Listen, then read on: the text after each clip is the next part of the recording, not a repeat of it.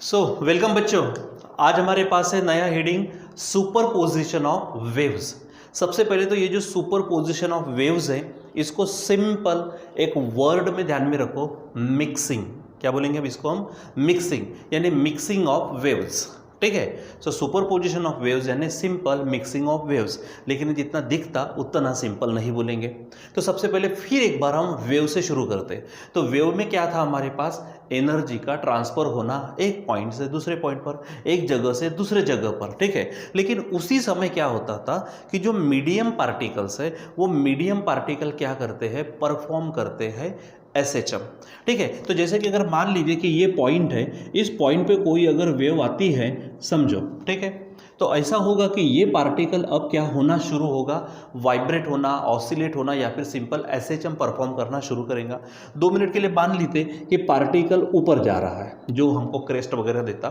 ठीक है। तो पार्टिकल जब वो ऊपर जाएगा मैक्सिमम हाइट तक जाएगा। ठीक है।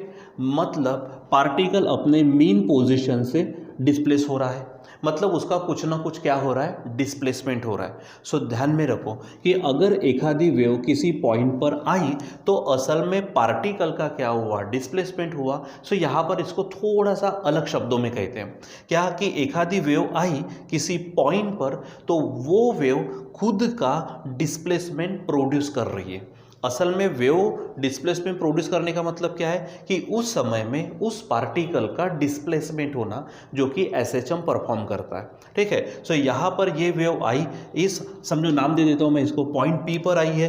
तो ये वेव पॉइंट पी पर अपना खुद का क्या करेंगे? डिस्प्लेसमेंट प्रोड्यूस करेंगे। ये तो हो गई बच्चों एक वेव।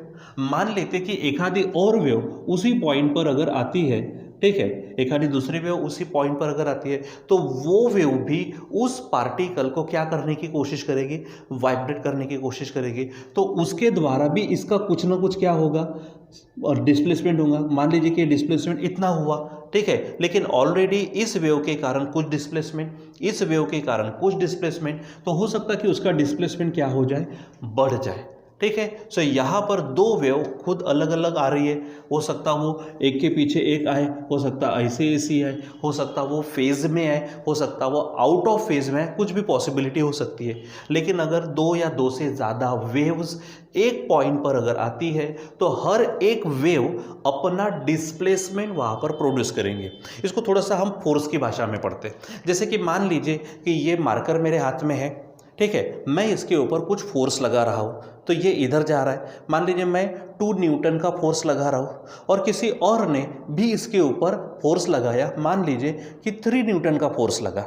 तो इधर से पहले 2 न्यूटन का लगा, वही डायरेक्शन में फिर से 2 न्यूटन का लगा, तो ये मार्कर कुछ ज़्यादा ही क्या होगा? डिस्प्लेस होगा। मतलब इसके ऊपर ज़्यादा का फोर्स अप्लाई होगा। तो यहाँ होने वाला क्या है? 2 newton plus 3 newton is equal to total कितने न्यूटन का फोर्स लगेगा? 5 न्यूटन का। या फिर ऐसा हो सकता है कि मान लीजिए कि इधर से मैं 2 न्यूटन का फोर्स लगाता हूँ और इधर से 3 न्यूटन का फोर्स लगाता हूँ, तो ऑब्वियस है किधर जाएगा ये मार्कर? तो जहाँ में 3 न्यूटन का फोर्स लगा है वो भी कितने से जाएगा? तो सिर्फ 1 न्यूटन से, क्योंकि इधर से 3 न्यूटन आया, इधर से सिर्फ 2 न्यूटन आया, तो 2 न्यूटन इधर के 2 न्यूटन को कैंसिल करेगा, फिर भी इधर का बचेगा 1 न्यूटन। ठीक है। और ये मार्कर इस साइड में जाएगा। तो यहाँ पर होता क्या है कि जैसे फोर्सेस की एडिशन हुई, फोर्सेस की सब्ट्रैक्शन हुई, उसी प्रकार बच्चों यहाँ पर भी जब कोई वेव किसी पॉइंट पर आएगी, दूसरी वेव भी वहाँ पर आएगी, तो हर एक वेव अपना वहाँ पर क्या करेंगे? डिस्प्लेसमेंट प्रोड्यूस करेंगे। ठीक है। वहाँ पर क्या करेंगे? वो डिस्प्लेसमेंट प्रोड्यूस करेंगे। डिस्प्लेसमेंट प्रोड्यूस करने का मतलब क्या है कि ये वेव आई, ये पार्टिकल को वाइब्रेट करेंगे, दूसरी वेव आई, वो भी उस पार्टिकल को वाइब्रेट करने की कोशिश करेंगी, तीसरी आई, वो भी उसको वाइब्रेट करने की कोशिश करेंगे। हाँ, अब वो वेव कैसे आती है? जैसे मैंने फोर्स के बारे में बताया, दोनों एक ही तरफ में लगे तो एडिशन होगा, अलग अलग इसमें लगे डायरेक्शन में सब्ट्रैक्शन होगा। अब यहाँ पर भी दोनों कैसे आती है? फेज में आती है, आउट ऑफ फेज में आती है, किस तरह का फेज डिफरेंस है वहाँ पर, उसके ऊपर डिपेंड करेगा कि ये जो पार्टिकल है, ये पार्टिकल मैक्सिमम कितना डिस्प्लेसमेंट कवर करेगा। ठीक है। तो यहाँ पर मैक्सिमम डिस्प्लेसमेंट को हम एक वर्ड देते हैं एम्पलीट्यूड। तो मतलब जो रिजल्टेंट जो वेव है उसका रिजल्टेंट एम्पलीट्यूड भी हमको यहाँ पे निकालना होगा, ठीक है। सो सबसे पहले तो हमारे पास है superposition of waves. Superposition of waves का मतलब क्या है कि यहाँ पर मिक्सिंग होना, ठीक है। अब यहाँ पर मिक्सिंग होना लेकिन थोड़ा सा डिफरेंट मैनर पे। तो यहाँ पे इसका हम क्या करेंगे, अभी स्टेटमेंट देखेंगे। तो वो जो स्टेटमेंट देखेंगे वो स्टेटमेंट में ही ये किस तरह से होने वाला है वो हमारे ध्यान में आता। तो चलो देखते हैं यहाँ पर सुपरपोजिशन ऑफ वेव्स का स्टेटमेंट, ठीक है। तो हम बच्चों तो हमारे पास है ये स्टेटमेंट सुपरपोजिशन ऑफ वेव्स का।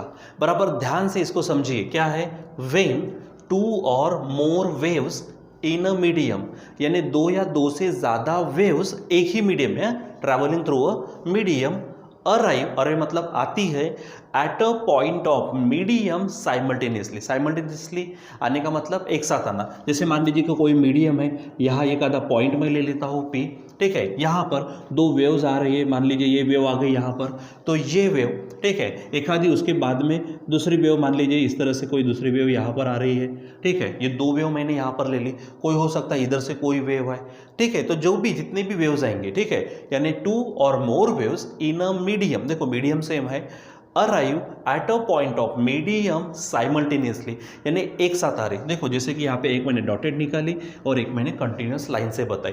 तो होता क्या है, each wave produces its own displacement at that point independently। Her wave अपना डिस्प्लेसमेंट वहाँ पे प्रोड्यूस करेगी, जो मैंने अभी बताया कि ये जैसे मान लीजिए कंटिन्यूअस लाइन वाली वेव आई है, तो ये क्या करेगी, यहाँ पर जो पार्टिकल है उसको वाइब्रेट करने की कोशिश करेगी, उसका डिस्प्लेसमेंट होगा। उसके बाद ये जो कंटिन्यूअस लाइन वाली वेव ली मैंने, यहाँ पर भी क्या होगा, वो वेव भी इसी पार्टिकल को क्या करेगी, वाइब्रेट करने की कोशिश करेगी। मतलब 2 वेव्स एक सेम पार्टिकल को वाइब्रेट करने की कोशिश करेंगे, तो उसका डिस्प्लेसमेंट ज़्यादा भी हो सकता, कम भी हो सकता।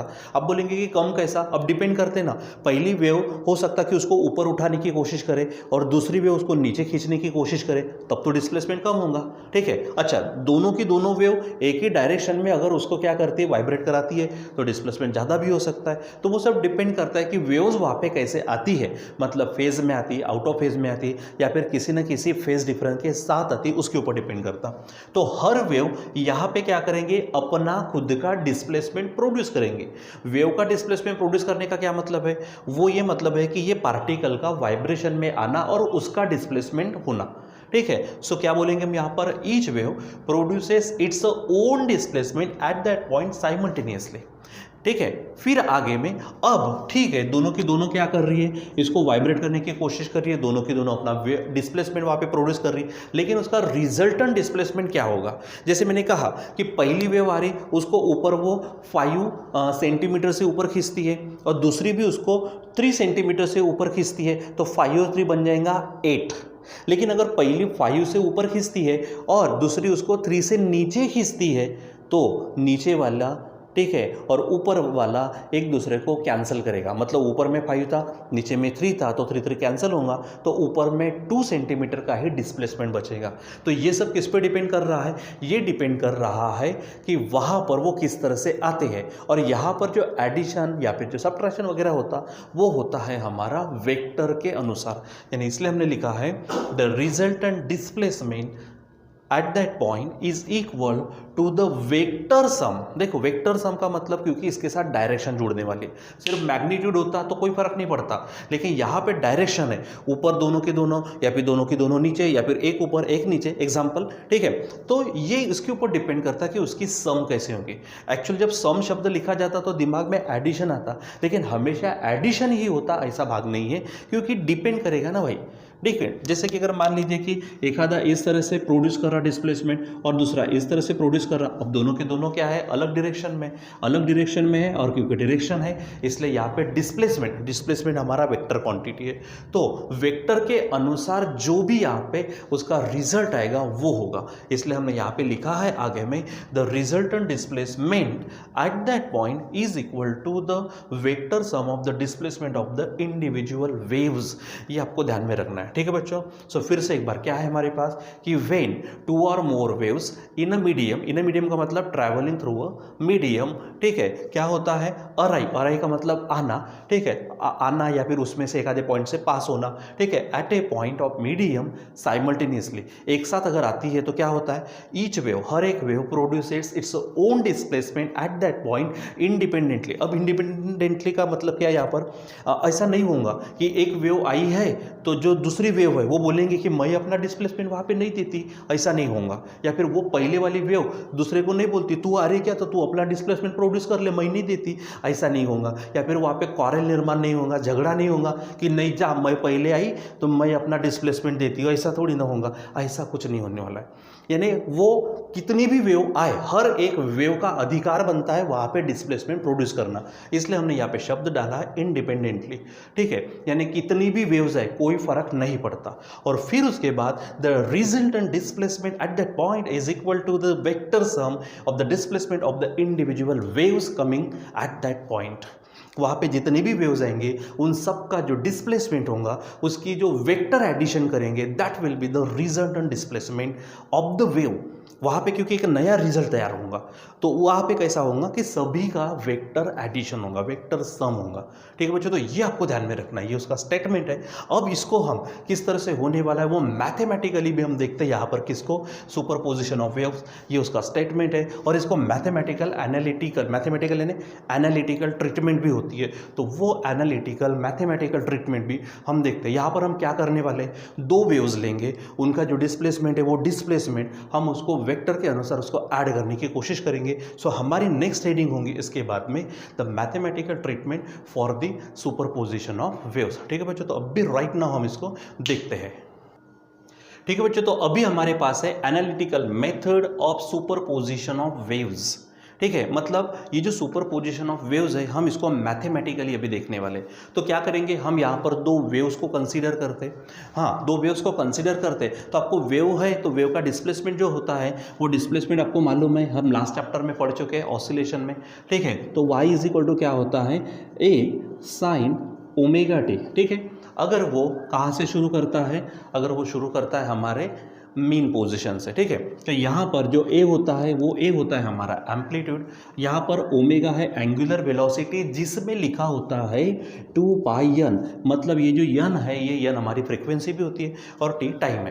तो हम क्या करेंगे, यहाँ पर दो वेव्स लेंगे, तो दो वेव का दोनों का एम्पलीट्यूड अलग अलग लेंगे। मैंने इसके पहले भी कहा था आप एम्पलीट्यूड को कैपिटल ए भी यूज़ कर सकते हैं, स्मॉल ए भी यूज़ कर सकते हैं, that depends upon you, whatever you to take you may take it, ठीक है। फिर उसके बाद में फ्रीक्वेंसी दोनों की सेम रहेंगे, फ्रीक्वेंसी क्या लेते हैं दोनों की सेम, और दोनों के दोनों वेव्स हल्के से फेज डिफरेंस के साथ में लेते हैं। मतलब मान लीजिए कि उसका मैं फेज डिफरेंस ले लेता हूँ फाई का, कुछ भी हो सकता वो, ठीक है। तो फाई का फेज डिफरेंस लेते हैं, यानी क्या बोलेंगे यहाँ पर हम, कंसीडर, ध्यान दीजिएगा जरा सा, consider two waves, consider two waves, ठीक है, विथ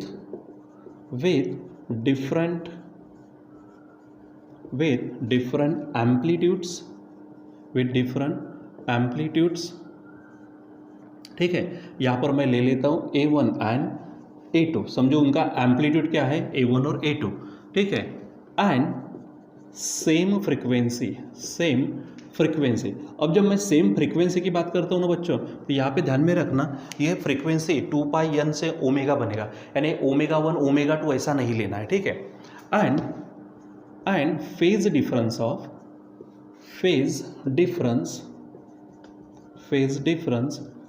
फाई, दोनों में मैं क्या कर लेता हूँ, फाई इतना फेज डिफरेंस ले लेता हूँ, ठीक है।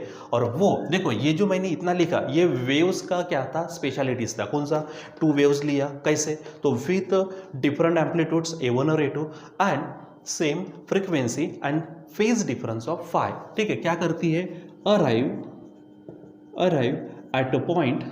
At a point of medium simultaneously, एक साथ आती है ऐसा ले लेंगे साइमल्टेनियसली, ठीक है।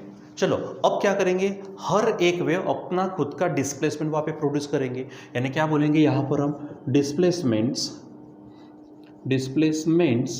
ऑफ ईच वेव, ठीक है, ईच वेव, उसका डिस्प्लेसमेंट चलो ले लेते हैं। तो पहली वेव का डिस्प्लेसमेंट लेते हैं y1 इज इक्वल टू, ठीक है, y1 इज इक्वल टू हमारे पास फार्मूला ये रहता, ठीक है। तो मैं यहाँ पे एम्पलीट्यूड a1 a2 ले चुका है, तो पहले के लिए a1 ले लेता हूँ। तो y1 is equal to a1, यहाँ पर लेते हैं साइन ओमेगा टी, ठीक है। और दूसरे का ले लेते हैं y2 is equal to, sorry यहाँ पर a1 नहीं, यहाँ पे a2 साइन ओमेगा टी। लेकिन आप ऐसा नहीं लेंगे, क्योंकि मैंने यहाँ पर कहा क्या है, फेज डिफरेंस कितने का लिया है, फाई का, ठीक है। और मान लीजिए कि दोनों के दोनों कहाँ से शुरू कर रहे हैं, हमारे मीन पोजीशन से शुरू कर रहे हैं, तो मैं फेज डिफरेंस भी, यानी यहाँ से आगे बढ़ेंगे, एक वेव दूसरी वेव भी आगे बढ़ेगी, लेकिन वहाँ पे फेज डिफरेंस ले रहे हैं हम फाई का, इसलिए मैं इसमें मिक्स कर देता हूँ फाई को। यहाँ पर फेज देखो, यहाँ पर ओमेगा टी के साथ कुछ नहीं है, मतलब जीरो तो ले सकते हैं, और यहाँ पे फाई है, ठीक है। तो फाई माइनस जीरो क्या होगा, फाई, यानी दोनों में फेज डिफरेंस कितने का है, फाई का। दोनों का एम्पलीट्यूड मैंने अलग अलग लिया है, a1 और a2, हाँ, लेकिन दोनों में ओमेगा ओमेगा सेम लिया, और ओमेगा में बैठा होता है 2πn, मतलब n फ्रीक्वेंसी, यानी मैंने फ्रीक्वेंसी कैसे ली है, यहाँ पर सेम ली है, एम्पलीट्यूड अलग लिया है, और फेज डिफरेंस लिया है मैंने फाई का, ठीक है। अब बच्चों क्या होगा कि सुपरपोजिशन ऑफ वेव्स होने के बाद में उसका जो स्टेटमेंट है, वो स्टेटमेंट क्या कहता कि दोनों की जो सम है वो वेक्टर सम होंगे, ठीक है। यानी रिजल्टेंट डिस्प्लेसमेंट जो मिलेगा वो कैसे मिलेगा हमको, सुपरपोजिशन ऑफ वेव से, ठीक है, यानी वेक्टर सम से। तो यहाँ पे लिखेंगे अकॉर्डिंग टू, ठीक है, या फिर simple by the superposition of waves, क्या बोलेंगे हम, the resultant displacement is given by, तो मैं ले लेता हूँ यहाँ पर y इज इक्वल टू, तो दोनों की मैं क्या करूँगा, y1 प्लस y2, यहाँ पर मैंने इसको मैग्नीट्यूड में लिया हुआ है, ठीक है। चलो अब काम करते हैं, हमको ये y निकालना है और y1 और y2 की वैल्यू यहाँ पर पुट करनी है। तो चलो let us see this y1 क्या है हमारे पास, a1 sine omega t plus, यहाँ पर y2 क्या है, it is a2 sine omega t plus phi, इस तरह से है, ठीक है।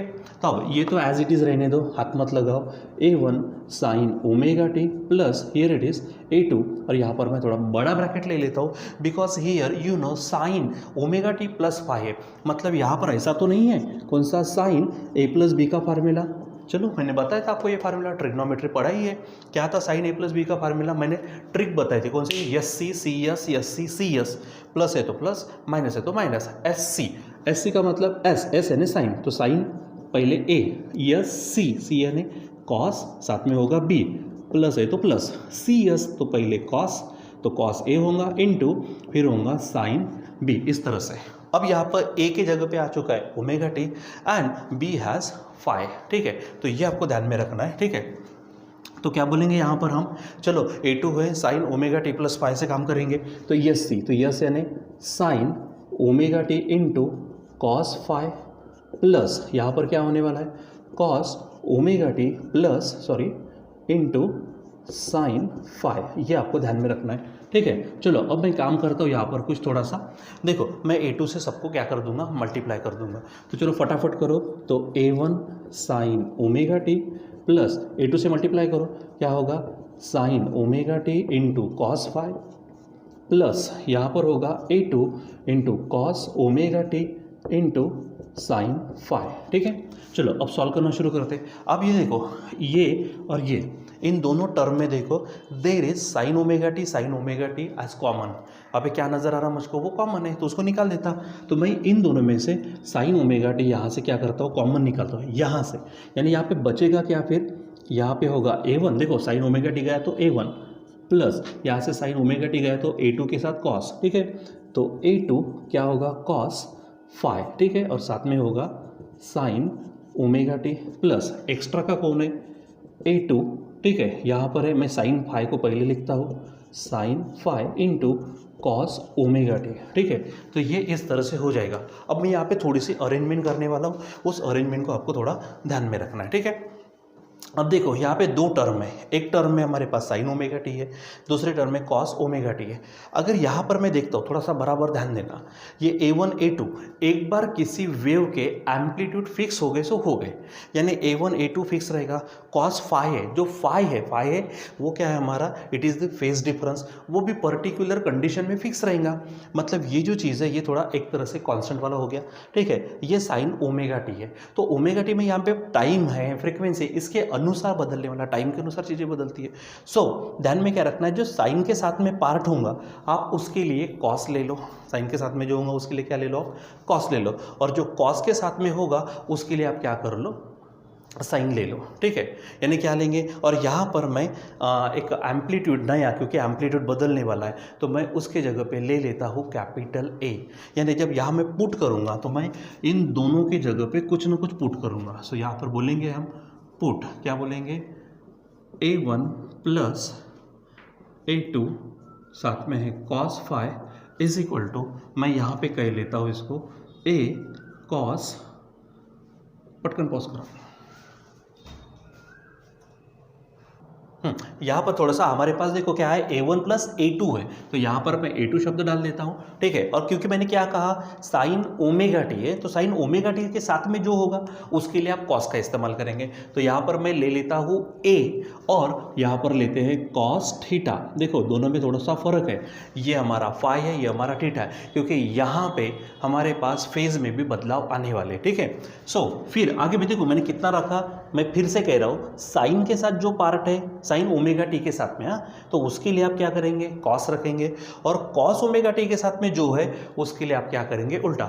यानी देखो कॉस के लिए साइन वाला और साइन के लिए कॉस वाला, तो यहाँ पर मैंने ये A1 plus A2 cos phi है, तो उसके लिए क्या ले लिया, A कॉस थीटा, ठीक है। इसको आप नाम देके रख दीजिए, इक्वेशन फर्स्ट। अच्छा, अब कॉस ओमेगा टी के साथ में कौन है, A2 साथ में क्या है वहाँ पे, साइन फाई है, तो इसके लिए मैं ले लेता हूँ A, उल्टा ले लो, साइन थीटा, ठीक है। रहेगा ध्यान में कौन सी चीज़ लेनी है, साइन ओमेगा टी के साथ में जो होगा उसके लिए A कॉस थीटा, और कॉस ओमेगा टी के साथ में जो होगा उसके लिए आप क्या ले लेंगे, A साइन थीटा। और इसको मैं इक्वेशन सेकंड नाम देके रख देता हूँ, मुझे भविष्य में काम में आएगा, ठीक है।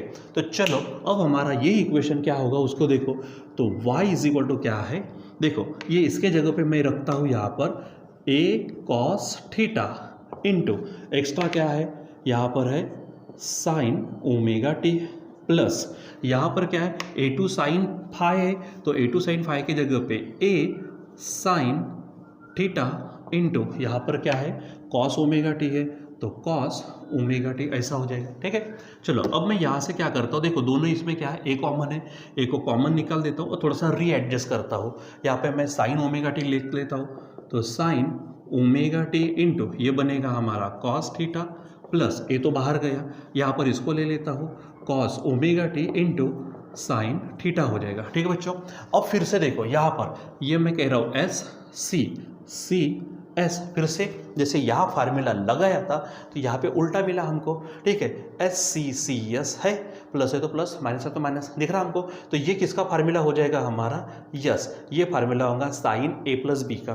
देखो ना, ओमेगा टी को मैं A समझता हूँ, इसको मैं B समझता हूँ, तो फिर से ये A होगा, ये B होगा, यानी क्या होगा, sine A cos B, cos है साइन बी, मतलब फार्मूला किसका बनेगा, साइन का। इसलिए मैं यहाँ पर इसको पैक करता हूँ, तो ये बनेगा A इंटू यहाँ पे क्या होगा, साइन A प्लस बी, तो A यानी कौन है, ओमेगा टी, प्लस B यानी यहाँ पे कौन आया है, theta. So this will be the displacement of the resultant wave, ठीक है। रिजल्टेंट वेव का क्या हो जाएगा, ये डिस्प्लेसमेंट है, यानी क्या बोलेंगे, this is the equation of, this is the equation of resultant displacement, ठीक है। तो रिजल्टेंट डिस्प्लेसमेंट का ये क्या है हमारे पास में इक्वेशन है, ठीक है बच्चों। सो यहाँ पर ये चीज़ होने वाली है कि एनालिटिकली मैथमेटिकली जब हम पढ़ेंगे तो आपको दो वेव्स लेना है, दो वेव का एम्पलीट्यूड अलग है, सेम फ्रिक्वेंसी है और डिफरेंट क्या है, फेज है, मतलब फेज डिफरेंस है उसमें फाई का, ठीक है। उसके बाद में क्या होगा कि जब दोनों के दोनों जब एक पॉइंट पे आएंगे, एक साथ आएंगे, तो खुद का वो डिस्प्लेसमेंट प्रोड्यूस करेंगे, जो डिस्प्लेसमेंट है y1 y2। फिर सुपरपोजिशन ऑफ वेव्स का जो फिनोमेना है उसके अनुसार रिजल्टेंट डिस्प्लेसमेंट क्या होगा, y is equal to y1 plus y2। इसको सॉल्व करते करते जाएंगे, so you will get this equation which is the equation of resultant displacement, ठीक है। और अब यहाँ पे डिपेंड करता है कुछ स्पेशल केसेस, ठीक है। लेकिन उसके पहले अब देखो ना, ये क्या चीज़ है हमारी, y is equal to A sine omega t. तो मैंने बार बार कहा साइन के पहले जो पार्ट है a, तो ये a हमारा क्या है, एम्पलीट्यूड है। ये तो जनरल इक्वेशन हो गया ना, जनरल इक्वेशन ऑफ डिस्प्लेसमेंट। मैंने कहा था उस पॉइंट के पास में वेव्स आने के पास में डिस्प्लेसमेंट प्रोड्यूस होने के बाद क्या होता है, या तो डिस्प्लेसमेंट एकदम ज़्यादा भी बढ़ सकता है, कम भी हो सकता है, वो सब डिपेंड करेगा ना कि वेव्स कैसे आती है। तो वो मैक्सिमम डिस्प्लेसमेंट को कहते हैं एम्पलीट्यूड। तो यहाँ पर a जो है ये हमारा एम्पलीट्यूड है। तो अब हम एम्पलीट्यूड को निकालते हैं, यानी क्या हेडिंग होंगी हमारी, एम्पलीट्यूड ऑफ रिजल्टेंट डिस्प्लेसमेंट। क्या बोलेंगे, एम्पलीट्यूड ऑफ रिजल्टेंट डिस्प्लेसमेंट, ठीक है, या फिर रिजल्टेंट वेव बोल सकते हैं आप, रिजल्टेंट डिस्प्लेसमेंट, ठीक है। यानी मुझे निकालना है यहाँ पर a की वैल्यू, ठीक है। क्या निकालना है, a। सो मैंने यहाँ पर इक्वेशन 1 और 2 लिख के रखा है। तो हम क्या करेंगे, इन दोनों को स्क्वेयर करेंगे और दोनों की एडिशन करेंगे। यानी सिंपल हेडिंग क्या होंगी हमारी, ध्यान दीजिएगा, स्क्वेयरिंग, ध्यान देना, स्क्वेयरिंग एंड एडिंग, स्क्वेयर भी करेंगे और ऐड भी करेंगे। किसको, squaring and adding equation first and second. यानी करना क्या है, स्क्वेयर भी करना है, ऐड भी करना है, ठीक है। तो चलो देखो, सब काम लेफ्ट हैंड साइड का काम लेफ्ट हैंड साइड में, राइट हैंड साइड का काम राइट हैंड साइड में। तो पहले इसका स्क्वेयर दोनों की एडिशन, इधर में स्क्वेयर दोनों की एडिशन। तो चलो करते यहाँ पर पहला क्या होगा, यहाँ पर है a1 plus a2 cos phi उसका स्क्वेयर, प्लस यहाँ पर नीचे क्या होगा, a2 साइन फाई उसका स्क्वेयर हो गया। तो ये लेफ्ट हैंड साइड का काम। अब राइट हैंड साइड का, तो यहाँ पे क्या होगा, a कॉस थीटा उसका स्क्वेयर, प्लस यहाँ पर होगा a साइन थीटा उसका स्क्वेयर, ठीक है। चलो सॉल्व करते हैं। अब देखो यहाँ पर फिर से फार्मूला लगेगा, मैथमेटिकल आइडेंटिटी है हमारी, इसको a समझो, ये पूरे पार्ट को b, यानी a प्लस बी का फार्मूला। a प्लस बी का स्क्वायर क्या है, a square plus twice ab plus b square. तो a स्क्वायर मतलब a1 square plus twice ab मतलब a1 के साथ में a2 cos phi plus b square. तो b स्क्वायर नहीं कौन होगा, a2 का भी स्क्वायर होगा और कॉस स्क्वायर फाई होगा, ठीक है। प्लस अब यहाँ पे a प्लस बी वाला फार्मूला मत लगाना, क्योंकि सिंपली यहाँ पे एक टर्म में मल्टीप्लिकेशन है। तो ये बनेगा हमारा a2 स्क्वायर और यहाँ पे sine square phi is equal to, अब यहाँ पे भी वैसा होगा, क्या होगा यहाँ पर बताओ, a square cos square theta plus यहाँ पर देखो a square sine square theta, ठीक है। चलो अब मैं थोड़ा सा रीएडजस्टमेंट फिर से कर लेता हूँ लेफ्ट हैंड साइड में। दिस इज a1 स्क्वायर, तो यहाँ पर है a1 स्क्वायर प्लस कहीं पर, हाँ ये जो दो है इनको मैं a2 स्क्वायर को कॉमन निकाल सकता हूँ इन दोनों में से। तो a2 स्क्वायर मैंने कॉमन निकाल दिया, so there remains what, cos square phi plus sine square phi, इस तरह से बचेगा। देखो ये पहले लिखा, इन दोनों में से a2 स्क्वायर को कॉमन निकाला तो बचा ये, और ये स्टेप यहाँ लिख देता हूँ मैं। ये जो टर्म है twice a1 a2 cos phi यहाँ लिख दिया, is equal to once again here also a square can be taken as common, so there remains what, cos square theta plus it is sine square theta, ठीक है।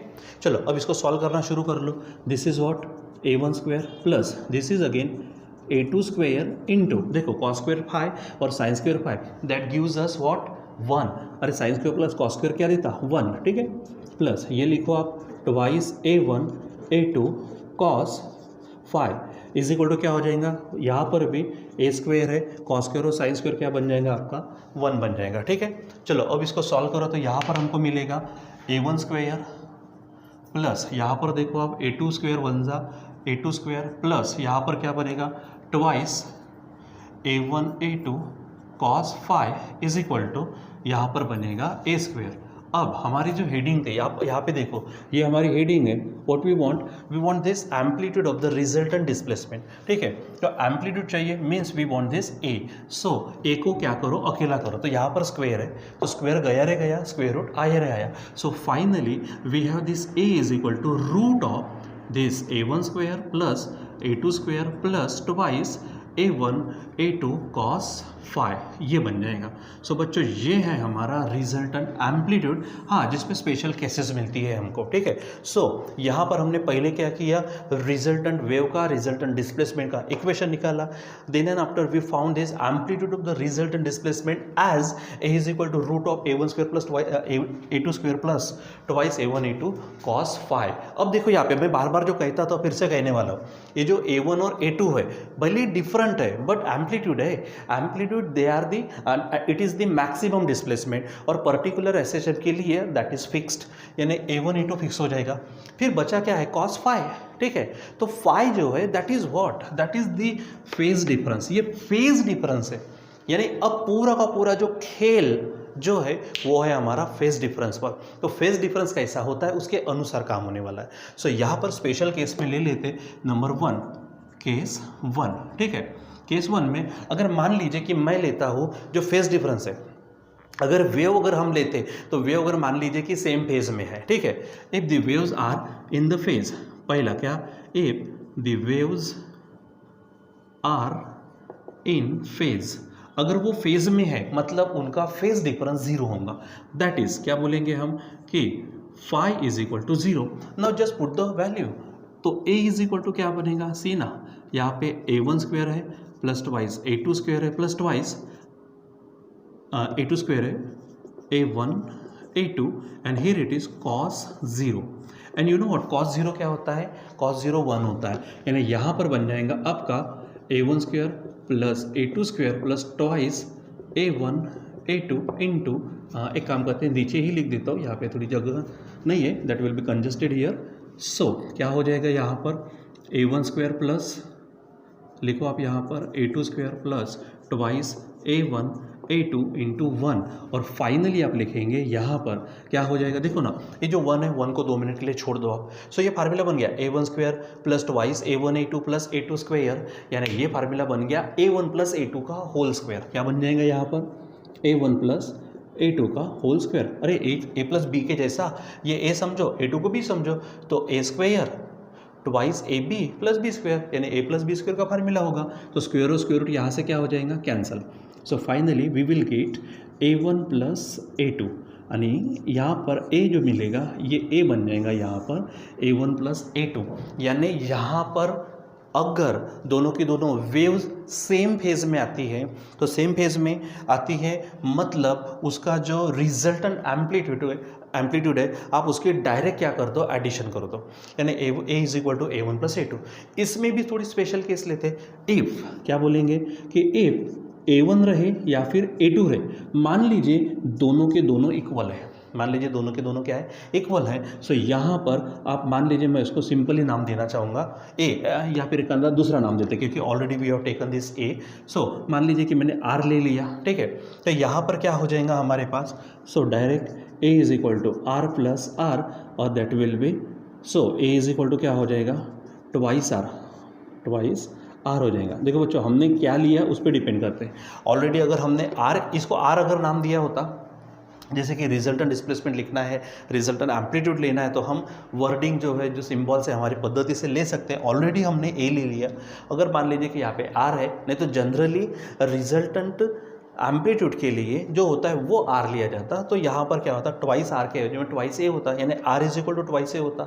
हमने क्या कर लिया, already A लिया, तो A is equal to twice A लिखना अच्छा नहीं लगेगा, इसलिए तो a1 is equal to a2 अगर आर है तो यहाँ पर क्या होगा, आर प्लस आर, तो ट्वाइस आर हो जाएगा। यानी डायरेक्ट आप उसके एम्पलीट्यूड को क्या कर दो, डबल कर दो। अब हमारे पास है दूसरी केस कि अगर मान लीजिए कि वेव्स आउट ऑफ फेज में आती है, ठीक है। यहाँ पे थोड़ा कॉम्प्लिकेटेड होगा लेकिन हमारे पास अभी चारा नहीं है, तो हम करते हैं। यहाँ पे देखो क्या है, केस 2, ठीक है। क्या है कि if the waves are out of phase, out of phase का मतलब क्या है कि वहाँ पे जो फाई होने वाला है उसमें जो फेज डिफरेंस होगा वो 180 डिग्री का होगा। थोड़ा डायरेक्ट कर लेता हूँ यहाँ पर भी, यहाँ पर रखने के एवज में, तो cos 180 क्या होता है हमारा -1, ठीक है। और इसलिए यहाँ पे देखो ये a है, तो a इज इक्वल टू क्या हो जाएगा, यहाँ पर हमारे पास है a1 square plus a2 square plus twice a1 a2 into क्या बनेगा -1। यानी यहाँ पर बच्चों फार्मूला तैयार होगा, देखो यहाँ पे प्लस पे फार्मूला तैयार हुआ था, यहाँ पे माइनस में होगा, यानी फार्मूला आएगा a1 माइनस a2 का होल स्क्वायर, और इसलिए a इज इक्वल टू बन जाएगा a1 माइनस a2, ठीक है। अब ये डिपेंड करता है कि किसका एम्पलीट्यूड ज़्यादा है, उसके अनुसार काम होगा, ठीक है। तो यहाँ पे भी अगर ध्यान में रखो कि इफ मान लीजिए कि a1 और a2 दोनों सेम है, a1 और a2 क्या है यहाँ पर सेम है, दोनों को मैं r ले लेता हूँ। सो फाइनली सिंपल ही है कि यहाँ पर क्या होगा, a1 माइनस a2 मतलब क्या होगा कि a is equal to r minus r। सो यहाँ पर a हो जाएगा हमारा 0। इसका मतलब क्या है कि एम्पलीट्यूड 0 बन जाएगा। ये हमारे सेकंड स्पेशल केस। अब यहाँ पे आप खुद होके भी एक आधी केस ले सकते हो। मान लीजिए कि हमारे जो वेव्स है वो एक दूसरे को 90 में आ रही है, तो हमारे पास जो फाई होगा वो 90 के हिसाब से होगा, उस पर डिपेंड करते, तो आप घर पे भी सॉल्व कर सकते हैं। So this is all about the analytical method of superposition of waves. So I hope बच्चों कि आपको सुपरपोजिशन ऑफ वेव्स का फिनोमेना ध्यान में आया होगा, क्योंकि ये फिनोमेना अभी ध्यान में नहीं आया तो इसके बाद में इसके ऊपर जो डिपेंड करते हैं 3 फिनोमेनाज वो आपको नहीं समझेंगे, जिसमें से एक होता है बीट्स, एक होता है इंटरफेरेंस और एक होता है हमारा, ठीक है, स्टेशनरी वेव का फिनोमेना, ठीक है। तो स्टेशनरी वेव, बीट्स और इंटरफेरेंस ये है, ये समझने के लिए आसानी तब होगी जब हम इसको बराबर वीडियो को आगे पीछे करके बराबर माइंड में फिट कर लेंगे, तो ही अच्छे से होगा, ठीक है। तो बच्चों यहाँ पे मैं यही कहूँगा कि जितना भी हमारा आज का वीडियो है, कोई भी चीज़ नहीं समझे आप उसको आगे पीछे करके देखो। थोड़ा सा लास्ट में मैंने यहाँ पर आर लिया है, शायद आपके टेक्स्ट बुक में वहाँ पे वैसा हो ना हो, कोई फ़र्क नहीं पड़ता, क्योंकि हमने उधर में कौन सा लिया उसके अनुसार इधर में लिया है, ठीक है। कभी कभी उधर में आर लिया जाता है, इधर में ए, तो उसका कोई मैटर नहीं होता, ठीक है। वो डिपेंड करता है कि हम किस तरह से वहाँ पे वर्डिंग या पे सिंबल्स यूज़ करते हैं ऑलरेडी नोट करने के बाद में, ठीक है। सो ये पूरा का पूरा वीडियो आप देखिए, समझिए इस चीज़ को, और सिंपल ये जो पूरी थ्योरी देगी इस सिंपल चीज़ को, सुपरपोजिशन ऑफ वेव को एक वर्ड में ध्यान में रखिए, दैट इज मिक्सिंग, यानी मिक्सिंग ऑफ वेव्स। और मिक्स होने के बाद में किस तरह से होता है, हालांकि एग्जैक्ट मीनिंग नहीं कहेंगे हम, लेकिन आप जनरल गावरानी भाषा में ध्यान में रखो कि सुपरपोजिशन यानी क्या, तो मिक्सिंग है, ठीक है। वेव्स का मिक्सिंग होना ही सुपरपोजिशन है। अब उसकी ये पूरी की पूरी थ्योरी है। वंस अगेन यहाँ पे मैं आपको आज के लिए रुका रहा हूँ, बाकी का नेक्स्ट वीडियो में हम कंटिन्यू करेंगे। Till then bye.